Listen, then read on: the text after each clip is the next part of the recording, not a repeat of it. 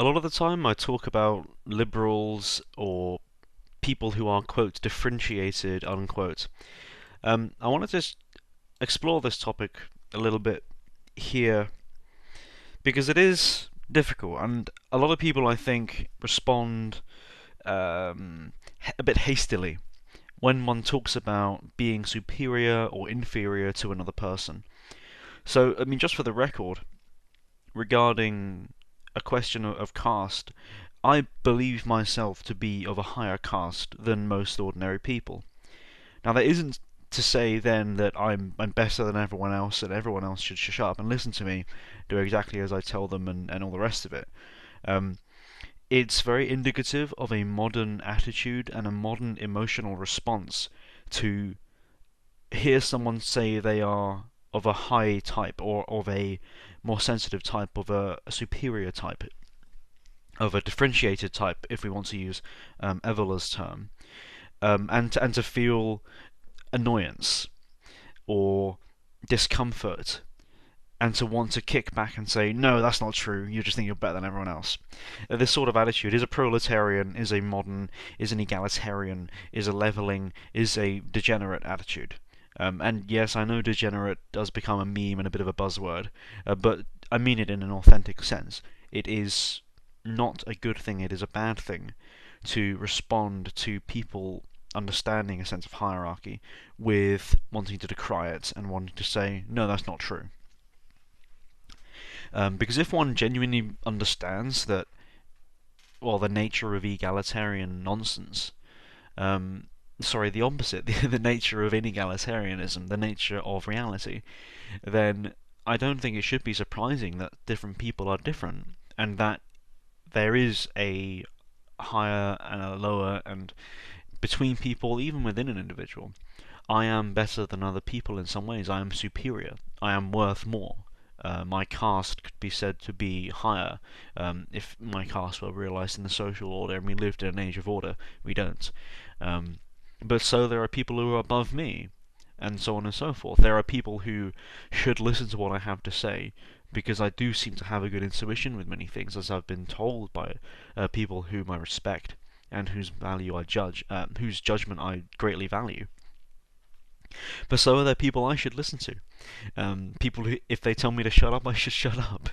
I think this is a very important, very simple fact that a lot of people seem to overlook, especially in the kind of community on the internet which I'm involved with. You have a residual liberal approach to social hierarchy and to friendships and relationships. Now, most people aren't capable of attaining friendships in perhaps a very deep or very profound or very real sense. Um, at least not in the sense that other people I know are. That's okay. So it will begs the question of who I'm speaking to and how I'm speaking to them. I think most people who will listen to this sort of idea will understand it if they're honest, even if they themselves are inferior in many ways to most people. If they can understand and accept that as a fact and as a reality and as simply the nature of their being, I think that says a great deal about that person. I think it speaks of a great strength and a great um, something which is very honourable, because it is a modern sentiment which wants to look at the nature of social hierarchy and become bitter. So a peasant, traditionally, would not be bitter or vindictive of the thought that there was a king who ruled him. It was seen as natural and just. The king had his responsibilities which he could do and could fulfill, and the peasant was likewise. A peasant had his work to do, and only the peasant could do that work. The king could do the work of running a kingdom, which the peasant knew which it wasn't his place, it wasn't his role. But he was content in his place, with his piece of land or whatever, and life went on. And so it was with the king. I believe it was in Oedipus Rex, which is a Greek tragedy.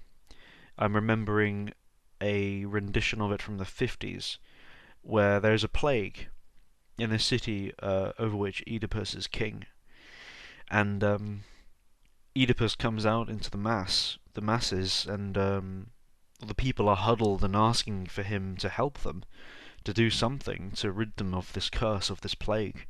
And he laments the fact that he is suffering the most because he loves his people. It is his responsibility as king to care for his people.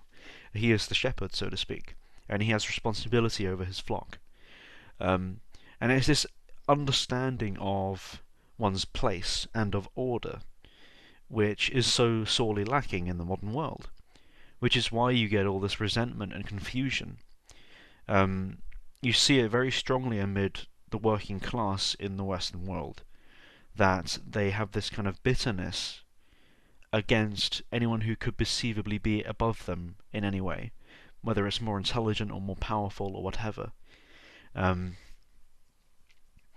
so I think the overcoming of this is very important. And that isn't to say that we should just accept things like might is right, because reality is more complicated than that. Um, just because someone is strong does not mean they should be able to just kill everyone for no reason. But it should be understood that when you have friendships with people, there is a differentiation, and there cannot and should not be the expectation that you are the same as someone else, or should be judged by the same standards. And likewise, it is regarding broader questions of spirituality. If you know, there are people who will try to look at esotericism and try and kind of plunge into the depths of spirituality, who just won't get it, who who feel like they should, like they feel like they've been compelled to do it, but they just won't understand, and that's fine. That is not a problem. The realization of one's own place, of one's abilities and inabilities, is an integral part of understanding order. Logos and the nature of existence isn't just the nature of the external world, it's also the nature of one's self and one's own actuality. And by accepting one's flaws, inabilities, as well as one's abilities and one's purpose, is immensely important, because that is how you will understand order in one's own life. Not to be resentful that there are those above you, but to be glad that you are aware of this differentiation and that you can understand that there is a place here, there is a reason, and you can learn from people who are superior to you, or you can teach those who are inferior to you in whatever way, in various ways. Um, it is a profoundly childish and silly attitude to be surprised when someone implies that they are superior than someone else. One shouldn't be resentful. When Nietzsche speaks of the morality of resentment, which he classifies kind of late Protestant morality as really being a morality of resentment, this is kind of what he's talking about. We can replace what some might construe as strength with order and of rightfulness, because it is perfectly natural that you have an aristocracy. It's perfectly natural that you have a peasantry, in their various configurations fit for different cultures and times and races. And this is obviously manifest between individuals. And in the present world, there is chaos. All of the castes are mixed. All of the varying types of people are kind of at a level playing field when they shouldn't be. I will come across people in life who, might be born to a higher upbringing than myself. For example, I was born into a working class family, who are inferior to me in some ways. And I will be superior in many respects to people who might be working class, such as myself. But the acceptance of that is not a problem. The acceptance of that is indeed a good thing. And it is a totally it is very erroneous to conflate hierarchy with oppression or hatred or resentment. So, thank you for listening.